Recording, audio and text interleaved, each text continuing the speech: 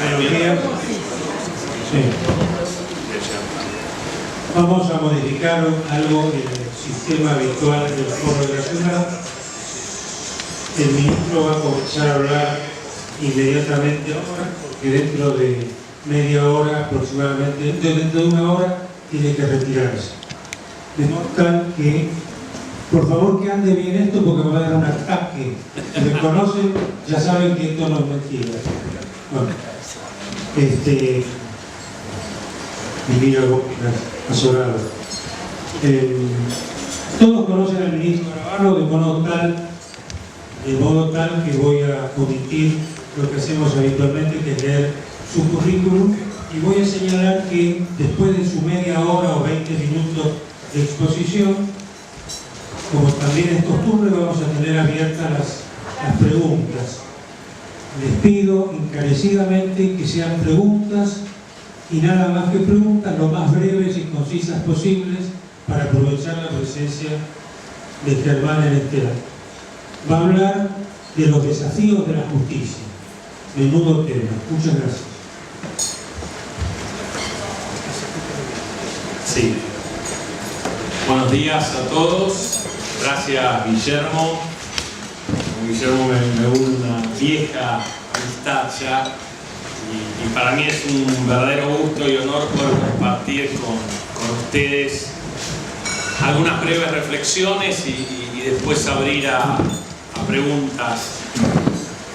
Yo quería un poco, planteaba los desafíos de la justicia como título, pero que en algún punto representan una parte de los desafíos del país.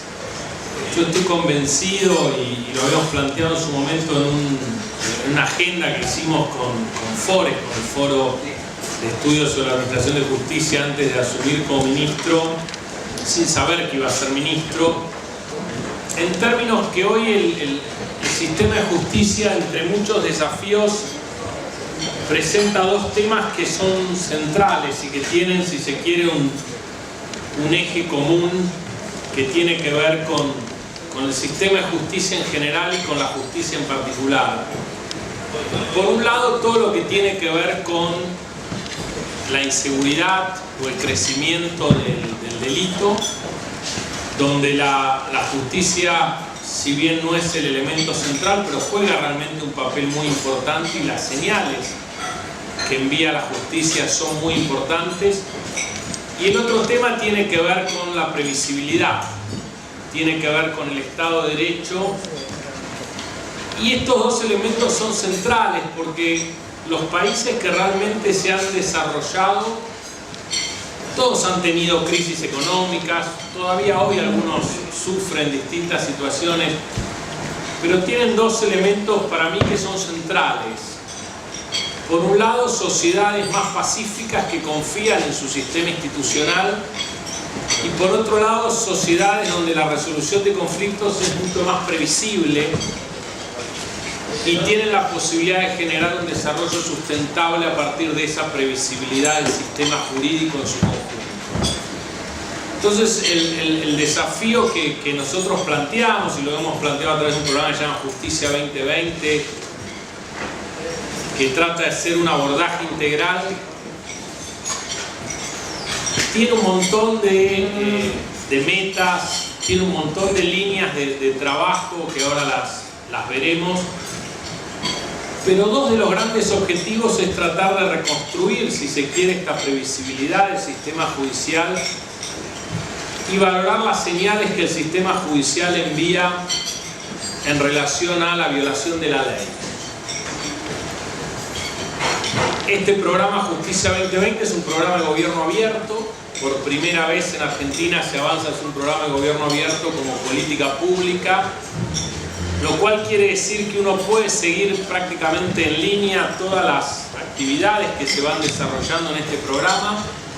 Hoy hay más de 50.000 personas de todo el país participando de los aproximadamente 20 equipos de trabajo y 7 ejes que tiene este programa Justicia 2020, que involucran la cuestión del acceso al sistema de justicia y el abordaje de la población vulnerable, que abordan cuestiones que tienen que ver con el sistema de justicia penal, cuestiones que tienen que ver con el resto del sistema de justicia, especialmente todo lo que hace al sistema civil y comercial, cuestiones que tienen que ver con los derechos humanos, cuestiones que tienen que ver con las cuestiones registrales y la modernización del propio ministerio, todo lo que tiene que ver con el sistema carcelario, que para nosotros es un desafío enorme y por suerte se va avanzando de un modo bastante silencioso, pero con reformas muy profundas.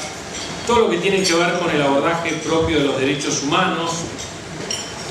Entonces, son distintos ejes que nos permiten abordar estas reformas desde un lugar integral y nos permiten empezar a generar algunos cambios culturales que para nosotros son centrales. Y en esto un papel que también ha pasado bastante desapercibido, pero que es algo que el presidente siempre señala, tiene que ver con el proceso de designación y de remoción de jueces, que siempre ha sido una cuestión realmente muy difícil, que también siempre ha estado de algún modo bastante subterránea en las discusiones, pero que en definitiva es una de las formas que también tiene esta transformación de todo este sistema y en generar previsibilidad y generar respuestas distintas. Nosotros creemos y estamos convencidos que la justicia tiene que dar cada vez respuestas más claras y contundentes frente al delito, especialmente frente a la criminalidad organizada, lo que tiene que ver con el narcotráfico, lo que tiene que ver con la corrupción y también con el delito común. Y por otro lado, la justicia tiene que agilizar sus plazos para resolver tanto los conflictos en materia penal como también el resto de los conflictos en las otras áreas. Y en esto la verdad que hay varios resultados que son bien interesantes, que yo quería compartir con ustedes, y aprovecho además para invitarlos. El 4 de diciembre se va a hacer una presentación junto con el presidente de algunos de estos resultados, un balance un poco de este programa Justicia 2020, que va de la mano de lo que se llama Agenda de Naciones Unidas 2030, que tiene un objetivo específico que es el ODS 16, que busca esto de sociedades más pacíficas y más justas, y donde nosotros en este último año y a partir de este balance que les voy a contar, vamos a tratar de plantear una nueva agenda de justicia, que sea una Agenda 2030 que nos permita construir políticas de Estado, que ha sido a lo mejor una de las asignaturas pendientes en este tiempo y en donde de algún modo la grieta y los desarreglos institucionales que había generado el gobierno anterior hicieron realmente muy difícil avanzar en construir una política de Estado que el país pueda llevar adelante más allá de los cambios de gobierno. Y creo que ahora se abre una ventana de oportunidad bastante interesante para el nuevo gobierno, que obviamente yo espero que sea nuevamente el presidente Macri, pero cualquiera sea en definitiva que permita avanzar en esa política de Estado. Y la verdad que este trabajo, este gobierno, de algún modo de transición que permite encarar los próximos años con mucho optimismo, se basa en algunos hechos bien concretos. El primero tiene que ver con esto que mencionaba de la remoción y la designación de jueces. Por primera vez en mucho tiempo se removió jueces sospechados de corrupción, como el caso del juez Freiler, y hubo muchos otros que se vieron obligados a renunciar por el avance de los procesos administrativos y la posibilidad de ser removidos, cosa que antes no había sucedido. Y en esto hago un pequeño paréntesis. Yo recibí muchas críticas por el tema de aceptar o no aceptar la renuncia de algunos de estos jueces. Y cuando uno hace un análisis jurídico a partir de la reforma constitucional y las nuevas leyes del jurado de enjuiciamiento, lamentablemente el remover a un juez por jury de enjuiciamiento no tiene ninguna consecuencia jurídica diferente a aceptarle la renuncia. mucho se ha hablado de los procesos jubilatorios, sobre alcanzar los beneficios de la jubilación, y lamentablemente o no, pero hoy nuestro sistema jurídico separa el beneficio de la jubilación de la forma de remoción del juez, y tiene que ver con los aportes que realizó esta persona durante sus años en el ejercicio del cargo, con lo cual, por más que uno lo remueva por jury, no es que esa persona no goce de la jubilación que le hubiera correspondido. Y el otro punto que antes existía y que tampoco existe más hoy es cuando uno inhabilita. Antes uno removía a un juez por juicio político y tenía la posibilidad de inhabilitarlo para ejercer cargos públicos. Eso hoy el jury de enjuiciamiento tampoco lo puede hacer. O sea, el jury de enjuiciamiento solo puede hacer cesar a un juez en su condición de juez sin ningún agregado adicional. Es decir, lo mismo que si uno le aceptara la renuncia, con un ahorro de recursos, de tiempo y de riesgo político que implica, porque en aquel momento cuando Yervide presenta la renuncia, uno realmente no sabía si realmente el jury lo iba a remover y si incluso estaban los votos en ese momento. De hecho, el proceso, y esto es confianza, el proceso de remoción del juez Freiler fue realmente complejo y varias veces estuvo a punto de zozobrar, digamos, en los votos del propio Consejo, incluso de la magistratura. Pero bueno, acá hubo un avance realmente significativo donde muchos jueces, Yervide, juez Rosansky y otros jueces muy cuestionados y otros menos conocidos, renunciaron por los avances de los procesos disciplinarios, y en el caso del juez Freiler se logró su remoción por el jury. Después hay un avance récord en el Consejo de la Magistratura en el proceso de selección de jueces. La verdad que con muchos defectos y con muchas cosas que todavía hoy hay que mejorar, pero el Consejo de la Magistratura logró elevar un número récord de ternas y el Poder Ejecutivo ha logrado elevar un número récord de candidatos a jueces que hoy está en el Senado. De hecho, en este momento hay 84 pliegos en el Senado para ser tratados, y durante el gobierno de Macri ya se aprobaron 211 magistrados, nuevos magistrados, lo cual es realmente un número muy significativo.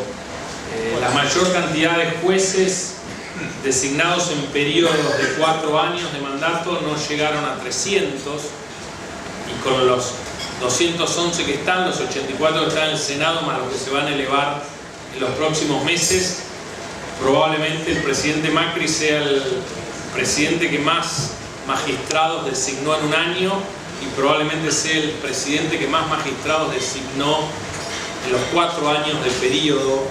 La meta es tratar de superar los 350 magistrados, algo que nunca sucedió. Incluso antes del Consejo de la Magistratura nunca se habían designado tantos jueces juntos. Y esto fue posible por un trabajo de articulación con los abogados, con los propios jueces y sus representantes en el Consejo de la Magistratura, cosa que tampoco nunca se había logrado. Y además por una cosa que intentó el gobierno anterior, que realmente fue muy perversa, que fue algo que solo en su momento se hizo en Perú de Fujimori y en la Venezuela de Chávez, que fue tratar de dejar la mayor cantidad de números de jueces interinos para poder influir sobre esos jueces interinos. Entonces el gobierno anterior durante mucho tiempo no designó jueces y designaba subrogantes para poder influir en los jueces subrogantes. Pues ahí tenemos algo que para nosotros es una de las cosas a lo mejor más importantes que hemos logrado en estos 3 años casi de gobierno. La otra cuestión tan importante como esta es que también somos el ministerio que más leyes logró aprobar por parte del Congreso, pese a tener minoría el gobierno en ambas cámaras. Y en esto con el senador Pichetto y con otros senadores y algunos diputados hemos coincidido que hubo una política casi de Estado, donde ellos nos acompañaron en un montón de leyes, entre ellos, por ejemplo, la nueva ley de subrogancia que impide elegir a dedo a los jueces subrogantes para que nunca más suceda lo que sucedía con el gobierno anterior. Pese a que a lo mejor para el gobierno hubiera sido más cómodo no tener ley, que se sigan designando los subrogantes a dedo, el gobierno prefirió sancionar una ley donde vuelven a las cámaras muchas de las potestades que se manejaron políticamente y vuelven a mecanismos de sorteo, de modo de no poder elegir a dedo los jueces que van a estar en cada lugar y generar un incentivo a que se designen los nuevos jueces y no a seguir generando vacantes como las que se generaron durante el gobierno anterior. En este proceso de leyes récord que se sancionó fueron más de 15 leyes. Hay algunas muy importantes como la ley de flagrancia, que empieza a romper con la famosa puerta giratoria porque hace que toda persona detenida por flagrancia tenga que ser trasladada a sede judicial.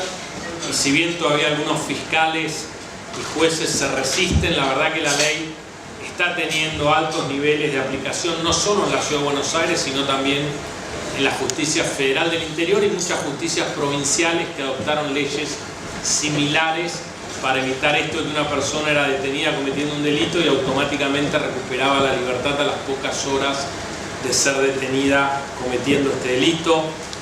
Otras leyes como la de juicios unipersonales que permitieron que procesos que antes demandaban meses se acortaran en más de un 70%, porque ahora cuando son juicios abreviados o suspensiones del proceso a prueba no hace falta que esté el tribunal con 3 jueces, sino que un solo juez puede homologar esos acuerdos y se han prácticamente multiplicado por 3 la cantidad de audiencias que se pueden realizar y con eso se acortó la cantidad de plazo que se fijaba. Hoy ustedes ven que en muchos casos muy relevantes de corrupción o de otros hechos, las audiencias se fijan mucho más rápido de lo que se podían fijar antes, y esto tiene que ver con el impacto de esta ley, que obviamente no tuvo costo económico, pero permitió esta reducción en los tiempos.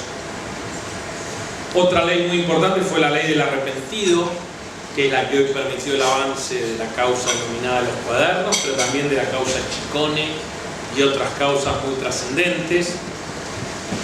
Y estas dos cosas son las que permitieron cumplir con algo que para nosotros era central y que yo he discutido mucho, incluso con Lilita y con otros, pero que tiene que ver que más importante para nosotros que la detención de las personas es que los casos lleguen a juicio. Porque ya había pasado en gobiernos anteriores, incluso el presidente Menem estuvo detenido, pero después ahora vimos que terminó un tribunal, bien o mal, yo no estoy de acuerdo con el fallo de ese tribunal, pero terminó diciendo que había pasado mucho tiempo, entonces no se lo llegó a condenar a Menem por esos hechos. Y en realidad el gran cambio del sistema de justicia no es tanto detener o no a una persona, sino que esa persona sea condenada o absuelta, según corresponda. Y ese es otro cambio realmente muy profundo que se ha logrado, que nunca antes había sucedido en nuestra historia, que estén en juicio oral hechos de corrupción, hechos de narcotráfico realmente significativos, y que hoy tengamos un vicepresidente de la nación condenado, detenido pero condenado, un ministro muy importante también detenido pero condenado. Y ahí hay toda una interpretación que incluso nosotros estamos incorporando en la reforma del Código Procesal Penal, que es otra ley que tiene media sanción, esperamos que diputados apruebe ahora el 21, en donde cambia la lógica y donde la mirada es: un condenado tiene derecho a recurrir su condena, pero como dice la Constitución, cuando un juez te condenó, ya el principio de inocencia terminó. En ese momento uno es culpable, tiene derecho a pedir que se revise esa condena que lo declaró culpable, pero ya es culpable porque hay 1 o 3 jueces que dijeron que uno era culpable, que es lo que exige la Constitución cuando habla de una persona inocente, ¿no? Uno es inocente hasta que un juez declare lo culpable. En todos estos casos ya hay jueces, aunque no estén firmes los fallos, que los declararon culpables. Otro tema muy importante que pasó desapercibido, y no los voy a aburrir con todas las leyes, que son, como dije, un montón, pero 2 más muy rápido, es la ley de arbitraje. Por primera vez Argentina tiene una ley de arbitraje internacional siguiendo los parámetros de las Naciones Unidas, de un CITRAL. Todos los gobiernos intentaron tener leyes de arbitraje, nunca se logró. Hoy en este clima que tiene que ver con esto de la seguridad, la previsibilidad, una ley de arbitraje es realmente una herramienta fundamental. Y otra ley que para nosotros es muy importante es una ley que es la Convención en realidad de Budapest del Consejo de Europa, que es la norma que regula en todos los países de la Unión Europea lo que tiene que ver con los delitos informáticos y la prueba en formato digital.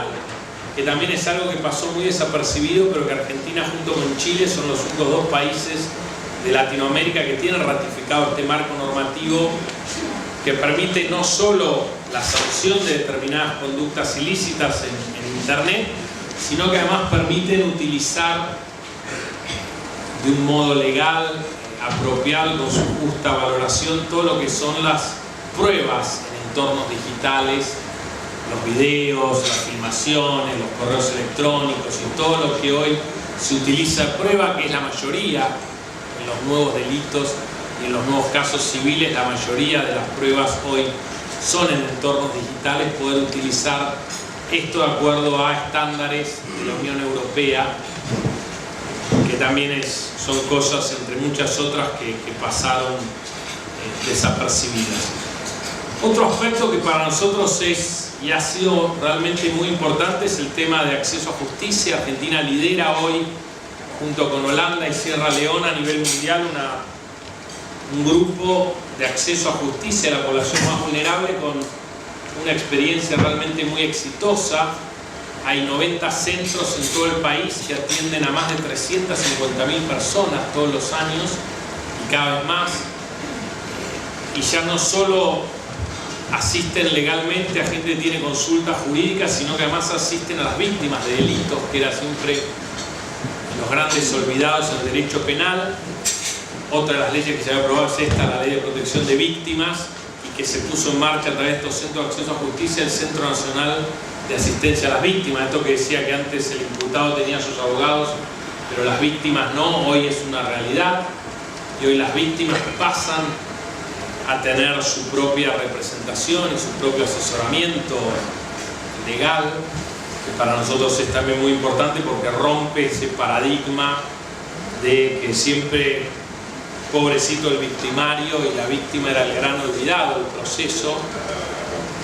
Así que ahí ha habido realmente un avance y un trabajo con las víctimas de delitos, las víctimas de Cromañón, las víctimas de la tragedia de Once, un montón de víctimas de distintos hechos que se unieron para trabajar con nosotros en estos procesos de cambio y de transformación, que además viene de la mano de una ley que había aprobado el gobierno anterior pero que nunca implementó, que estos días ha estado en los medios, que es la ley del registro de ADN de los infractores de delitos sexuales. Por primera vez en el país tenemos un registro nacional de ADN de aquellas personas que han sido condenadas por ofensas sexuales, que esto probablemente se vaya extendiendo después a otros delitos, pero ya hoy existe el registro, se están tomando muestras, hay un prestigioso genetista a cargo de este proceso, y son esos procesos que van a hacer realmente cambios trascendentales. Otro eje en esta línea es que el Ministerio de Justicia por primera vez ha trabajado no solo con la justicia nacional y federal, sino con las justicias de todo el país, tanto asignando recursos como asesorando en estos procesos de transformación que van desde expedientes digitales hasta audiencias orales, hasta lugares para tomar denuncias en Córdoba, para tomar denuncias en línea y que uno ya no tenga que ir a hacer las denuncias a las oficinas, a las unidades judiciales en Córdoba, o audiencias. Hoy hay 16 jurisdicciones en todo el país que están trabajando en oralidad civil, en algunos casos modificando los códigos procesales civiles y comerciales, en otros casos sin necesidad de cambiar los códigos. El 30% de los jueces civiles del país hoy están trabajando en este esquema de oralidad y esperamos cerrar la gestión con más del 50% de los jueces civiles de todo el país. Esto ha permitido, y vos sos un experto en la materia, pero que en algunas jurisdicciones empiecen a las propias compañías de seguros a cambiar su forma de afrontar todo lo que tiene que ver con los accidentes de tránsito y los juicios de daños y perjuicios, porque procesos que antes tardaban 6 o 10 años, hoy en la provincia de Buenos Aires algunos se están resolviendo en menos de un año, con una participación de las partes directa y en muchos casos llegando a acuerdos con las compañías de seguros o con otros actores según el caso, lo cual permite reducir y aumenta la confianza de la gente en el sistema judicial.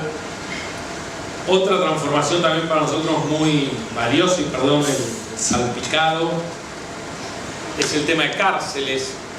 Por primera vez están funcionando, hay más de 4.000 personas detenidas con dispositivos electrónicos, con tobilleras, que han permitido arrestos domiciliarios y monitoreos de 24 horas, que es como si hubiéramos en realidad construido 2 o 3 cárceles de gran tamaño. Y esto no solo permite no construir esas cárceles, sino permite tener un mayor monitoreo, y además se ha demostrado en un programa piloto que tenemos que las personas con las cuales se trabaja de esta manera es más fácil lograr su readaptación social y que no vuelvan a delinquir. Hay un trabajo también muy interesante en las cárceles de readaptación social, que ustedes lo han visto con estos grupos que llaman los espartanos, que juegan al rugby, que están trabajando con las personas privadas de libertad fuertemente, con muy buenos resultados. Pero no es solo eso, también se está trabajando en otros deportes, se está trabajando también con perros para personas no videntes, se está trabajando en procesos productivos. Sí, hay un montón de trabajo invisible en términos de readaptación social. Y además, por primera vez el otro día con el gobernador Cornejo inauguramos una cárcel federal. La última había sido una cárcel chica de 200 plazas, 300, la unidad carcelaria Güemes en Salta, y antes había que retrotraerse al año 96, cuando se inauguraron las cárceles de Seiza y Marcos Paz. Nosotros inauguramos la cárcel de Cuyo, la cárcel federal de Cuyo, que ya tiene hoy más de 300 plazas habilitadas y que el año que viene va a llegar a 1000 plazas para personas privadas de libertad. Por primera vez el sistema carcelario tiene más de 50 o 60 personas, llamémosle de alto nivel, detenidas. Entonces hubo que generar un programa que se llama el IRI, que es un programa para trabajar especialmente con personas que tienen capacidad de corromper al sistema carcelario y hacer un abordaje especial de las personas que están privadas de libertad, por ejemplo, por hechos de corrupción. Y lo mismo también pasa con privados de libertad por hechos de narcotráfico. Tenemos lamentablemente en nuestro país varias organizaciones de narcotráfico, a lo mejor la más conocida es Los Monos, pero hay bastantes más.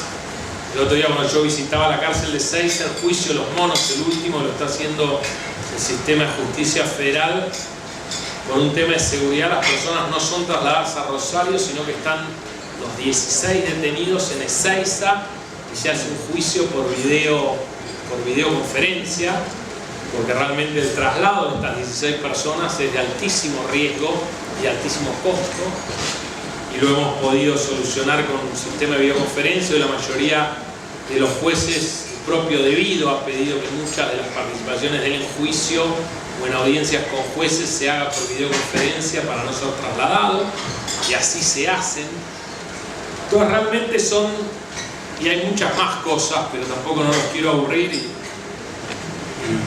prefiero que ustedes también hagan preguntas. Me estoy olvidando de un montón de cosas, pero la verdad es que se están haciendo transformaciones muy profundas. Un trabajo que se está haciendo con las facultades de Derecho, en donde prácticamente la mayoría de las facultades de Derecho del país están cambiando sus planes de estudio y están incorporando temas que tienen que ver con esto de la oralidad, temas que tienen que ver con la ética, temas que tienen que ver con la gestión de los casos en la justicia y su gestión como abogados privados.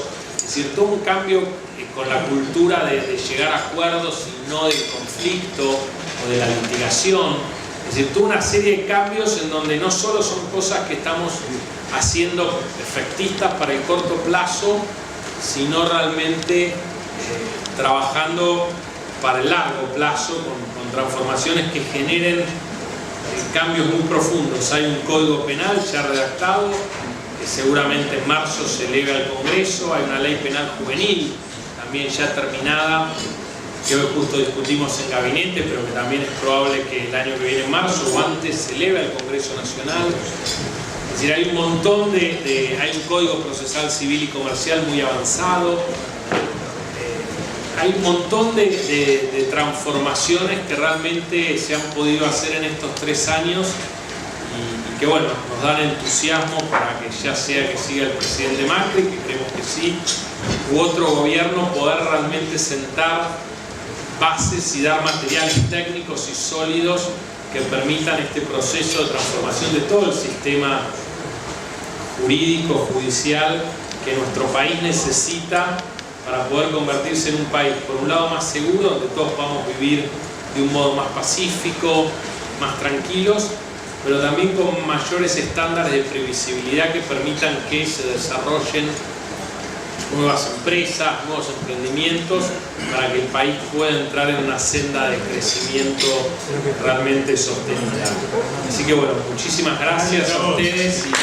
Ahora, ministro, tres preguntas muy cortitas para el ministro y una para el integrante de Cambiemos. Para el ministro, ¿qué va a pasar con los militares que se encuentran sin sentencia o que tienen más de 70 años? Segundo, ¿cómo ve el futuro del impuesto a las ganancias para el sistema judicial? Tercero, ¿se le están pagando subsidios al hermano de Maldonado? La última es para el integrante de Cambiemos. Quiero que nos resuelva el problema de las calles. El Ministerio de Justicia y Cambiemos tiene que pensar mucho en los delincuentes y en los delitos. Yo quisiera que también piense en nosotros. ¿Calles, protestas o calles que no me dejan? Bien, pero por protestas, por eso. Sí, no, porque voy a hacer las obras de Rodríguez Larreta que un poco no nos dejan circular a...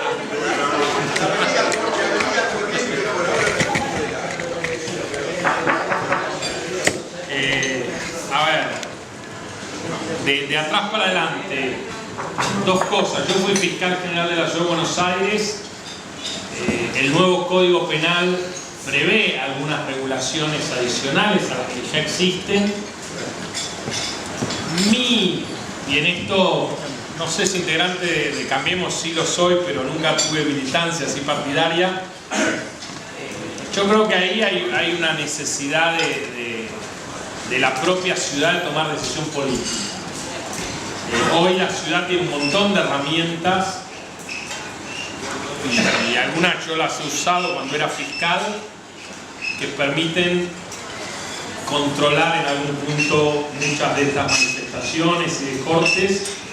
Muchas veces, para no generar más conflictos, esas herramientas no se usan. Nosotros en su momento, siendo yo fiscal general, me acuerdo de un corte grande que hizo WOCRA en 22 puntos y nosotros avanzamos sobre toda la comisión directiva de WOCRA, los sometimos a todos a proceso y a partir de ese momento WOCRA no hizo nunca más un corte de calle. Lo mismo pasó en aquel momento con Viviani, que también fue sometido a proceso, y con muchos otros. Entonces, me parece que ahí, la verdad es que la ciudad, y es un reclamo que se le puede hacer al jefe de gobierno y al fiscal general, interinamente a cargo del doctor Sebasco, para que estén más proactivos en ese tipo de cuestiones, más allá de que el Código Penal avanza con algunas regulaciones adicionales.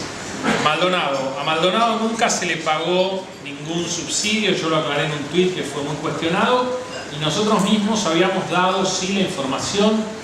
Nuestro ministerio es muy prolijo en eso, publica todo y da toda la información en términos de acceso a la información pública. Lo que nosotros hemos pagado son determinados traslados de la familia de él en el marco del proceso y de la ley de víctimas. Hemos pagado traslados al sur, hemos pagado algún honorario, algún perito, y la verdad que lo hemos hecho no solo con la familia Maldonado, sino que lo hemos hecho en muchos otros casos, y frente al pedido nos parece que nos corresponde hacerlo. Pero no fue un subsidio, no es plata para ellos, son gastos específicos que se presentan, se piden, se rinden, como hacen otras víctimas. No es algo ni que se dé mensualmente, ni que sea un subsidio, ni que puedan usar para lo que quieran. Son pasajes o gastos puntuales que se tienen que rendir, presentar las facturas, y toda esa información se le dio a la periodista que antes era de Clarín y que ahora está en Infobae, que quiso generar una polémica cuando yo aclaré que no se pagaba ningún subsidio. Ella esa información la tiene desde el primer día que se dieron los primeros fondos, siempre se le informó a ella, porque ella nos lo pidió, y siempre le dimos toda la información. Ganancias a jueces. Es un tema abierto. El diputado Tonelli, acá presente, impulsó una ley que fue una muy buena ley. La ley lo que decía, que fue aprobada, es que todos los nuevos jueces deben pagar el impuesto a las ganancias. Esa ley se empezó a implementar y por primera vez hoy en Argentina hay decenas, no sé si llegan a un centenar en todo el país, de jueces que están pagando el impuesto a las ganancias. Hay sí centenares de empleados y funcionarios que están pagando el impuesto a las ganancias, pero hay una medida cautelar que dictó un juez que dice que los que eran secretarios o funcionarios judiciales por el momento no se les descuente el impuesto a las ganancias. Eso fue recurrido por mí. En la Cámara se ratificó la medida cautelar esta y ya desde hace un tiempo atrás está recurrido ante la Corte con una queja que también presenté yo como ministro. Ahí hubo varias demoras que nosotros marcamos. Hoy la Corte le ha fijado plazo al procurador el 20 de noviembre para que emita dictamen, con lo cual nosotros esperamos que entre el 20 y el 30 de noviembre la Corte dicte un pronunciamiento a ver si ratifica esta medida cautelar o no. Nosotros creemos que si la Corte revoca esta medida cautelar, ya pasarían a ser varios cientos de jueces los que pagarían este impuesto y abriría, si se quiere, un camino de no retorno. Adicionalmente, o de la mano de esto, hay proyecto, yo hablé con Alfredo Cornejo, el gobernador, que quiere avanzar para extender esto. En esto hay que ser muy cuidadoso, porque si uno va al descuento automático del 30%, se afecta intangibilidad, se afectan un montón de cuestiones que nos podría hacer retroceder. Entonces me parece que lo razonable sería, ojalá la Corte revoque la medida cautelar, ojalá se extienda el pago y el cumplimiento de la ley Tonelli, y a partir de ahí sí que nos podamos sentar con las asociaciones de jueces a ver cómo se genera un equilibrio para corregir, porque hoy lo que se da es que hay jueces que pagan el 35% y el juez de al lado no paga nada, lo cual termina también siendo una situación bastante incómoda y hasta desagradable en algún punto. Pero bueno, creemos que es un paso en la dirección correcta para lograr que se generalice de algún modo razonable y progresivo el pago del impuesto a las ganancias. Y el último tema de militares sin sentencia, por primera vez hizo, como ustedes saben, una reunión en la CIDH por este tema.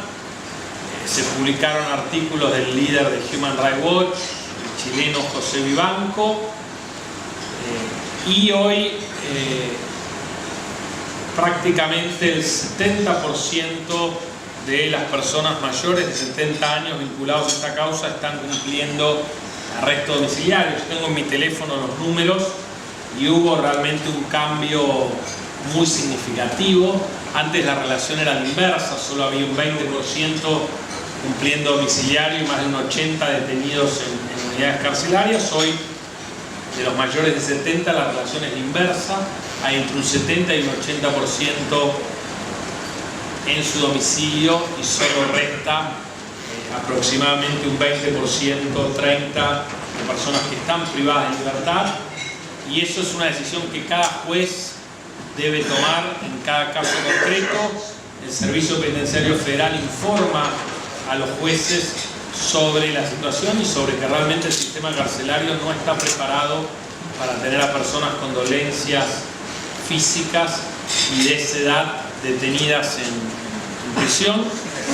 Pese a eso, se adaptó y se pudo reinaugurar la unidad 34 de Campo de Mayo, donde también se generó, junto con el Ministerio de Defensa, un mecanismo que permite abordar desde el lado de la salud y desde mejores condiciones esta situación, pero que entendemos que debe ser una situación transitoria donde, salvo situaciones excepcionales, como dice el Código Penal, gran parte o la mayoría o todas estas personas deberían estar cumpliendo, en todo caso, la detención en su domicilio y no en una cárcel, ¿no? Esa es la situación, esa es la tendencia. La verdad es que en estos 3 años se ha logrado invertir fuertemente la tendencia y es algo por lo cual nos critican los organismos de derechos humanos, nosotros creemos que tiene que ver con el cumplimiento de los derechos humanos de las personas privadas de libertad y la normativa vigente en nuestro país. La mayoría de estos son personas que no tienen sentencia. La mayoría de estos son personas que están privadas de libertad con prisión preventiva. Cuando uno analiza también el número de personas que están condenadas y el número que está en prisión preventiva, lamentablemente hay podríamos llamar un exceso en la prisión preventiva, porque la mayoría de estas personas son personas que están sometidas a procesos pero no condenadas. Bueno, muchas gracias por el recuerdo de los espartanos, y le voy a dar la derecha al ministro para que prepare lo que me parece un olvido. La mención que ha hecho de todas las leyes sancionadas en estos 3 años, las de contenido penal, unas derogadas, otras implementadas, todas tienden a sancionar las faltas de algunos cometidos. Esta ley que yo creo que debió mencionarse, que es la Ley de Responsabilidad Penal Empresaria, la 27401, además de sancionar a los responsables de algunos delitos graves de corrupción, pretende algo que el país necesita, que es un cambio cultural. Por eso le doy la derecha a él para que lo cuente. Tendría que haber estado claramente entre las más importantes. Por primera vez nuestro país tiene un régimen de responsabilidad penal de las personas jurídicas. Por primera vez no son penalmente o criminalmente responsables solo los directivos individualmente, sino también, en definitiva, la empresa que se benefició con esa situación. Y la verdad es que la ley también es una ley de avanzada, que incluso prevé todas las herramientas que sirvieron en Brasil para hacer los acuerdos o que se utilizan en Estados Unidos en términos de poder llegar a acuerdos cuando las firmas cometen estos delitos y que puedan brindar información, lo cual genera realmente un incentivo para no cometer delitos. Los funcionarios que quieren cometer delitos con las empresas tengan también un incentivo en contra o un riesgo adicional. Lamentablemente, de esa ley, que fue muy bien y que es un paso además importante para el ingreso de la Argentina a la OCDE, hubo un artículo que la oposición unánimemente eliminó del proyecto, que es el artículo 37, que fue un artículo que se preparó, un artículo muy breve, muy sencillo, pero que permitía realmente hacer un puente entre lo que uno sospechaba había pasado. En ese momento todavía los cuadernos no existían, y el camino a esta nueva ley, que como toda ley penal se aplica solo hacia el futuro. Y yo creo que lamentablemente en ese momento la oposición, para tratar de que eso no sirva como un instrumento que clarifique y que permita que algunas empresas, Odebrecht, pero muchas otras, reconozcan lo que habían hecho, la oposición unánimemente eliminó ese artículo del proyecto, que era, como se dice, un puente de plata para pasar de la situación de altísima corrupción a situaciones donde las empresas brinden información de qué fue lo que hicieron. Pero bueno, lamentablemente la oposición eliminó ese artículo del proyecto. Sin embargo, sacando eso, la ley es muy buena y va a tener hacia el futuro realmente un impacto muy importante en estos términos que hablábamos antes. Gracias por el fuerte olvido. Simplemente, ¿por qué no se cumple con el mandato constitucional de juicios por jurados? La diputada Burgos tiene un proyecto ya presentado, se iba a tratar en comisión la semana pasada, no se pudo tratar, Gabinete aprobó avanzar con el juicio por jurados. Hay dos salvedades que hago yo, pero son mis salvedades. Una, me preocupa el jurado de 12 en términos de logística. Yo soy partidario de jurados un poco más chicos, y tengo alguna objeción en términos de jurado estancado y unanimidad o mayoría, pero bueno, son temas que va a tener que discutir la Cámara de Diputados. Y lo que también el presidente, la ministra de Seguridad y nosotros planteamos, que en principio eso sí iba a ser tomado en cuenta, es la posibilidad de, como está sucediendo ahora con el juicio del Chapo Guzmán, que pueda haber jurado con reserva de identidad para casos de narcotráfico realmente muy graves, que es lo que hoy está pasando en México con ese caso. Pero sí, la decisión política es avanzar. Si Dios quiere, va a haber dictamen en estos días, y si no, el año que viene va a estar el proyecto. Emilio, voy a llevar la última, discúlpeme. Uno de los elementos fundamentales para ganar la confianza de la gente en la justicia es que tengan acceso a la justicia. La inmensa mayoría de los conflictos que nunca llegan, que son los temas de menor cuantía. Si se trabaja sobre eso, lo que me parece muy importante desde el punto de vista de la confianza en la justicia, lo decíamos recién. Coincido, es un tema central. En principio es resorte local, porque son temas que deberían regular cada una de las provincias. Nosotros estamos trabajando con varias jurisdicciones, incluso la Ciudad de Buenos Aires tiene un proyecto que hice yo como fiscal general con el Consejo de la Magistratura, que tenía un alto consenso y que estamos tratando de convencerlo al jefe de gobierno. Otro tema para pasar al jefe de gobierno, habría que invitarlo, o al ministro de Seguridad de la Ciudad de Justicia, porque es otro tema que la ciudad debería avanzar. Varias jurisdicciones están avanzando y nuestros centros estos de acceso a justicia es lo poco que de algún modo podemos hacer desde el sistema federal, pero están funcionando con esa lógica, porque también estos centros funcionan centros de mediación. Entonces muchos conflictos tratan de resolverse por estos centros de acceso a justicia o son derivados a instancias de mediación para tratar de resolver los conflictos. Hoy, como decía, estos centros de acceso a justicia atienden a más de 350.000 personas con potenciales conflictos que se encaminan desde otro lugar para tratar de resolverlos sin llegar propiamente al sistema judicial, que sabemos que genera a veces dilación y respuestas costosas y lentas. Bueno, muchas gracias.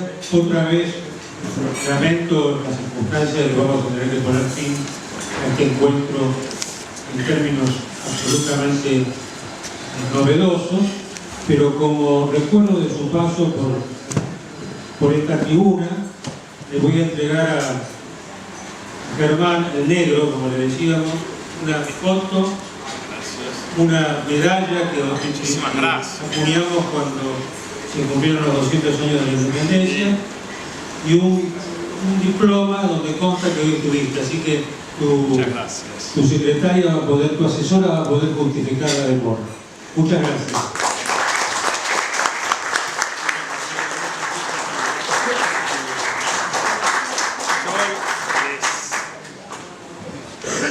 Le agradezco a Guillermo, les agradezco a todos ustedes que hayan venido. La verdad, para mí es un gusto. A muchos que conozco son realmente personas a las que le tengo un gran respeto y admiración, y lamento que sea tan poco el tiempo.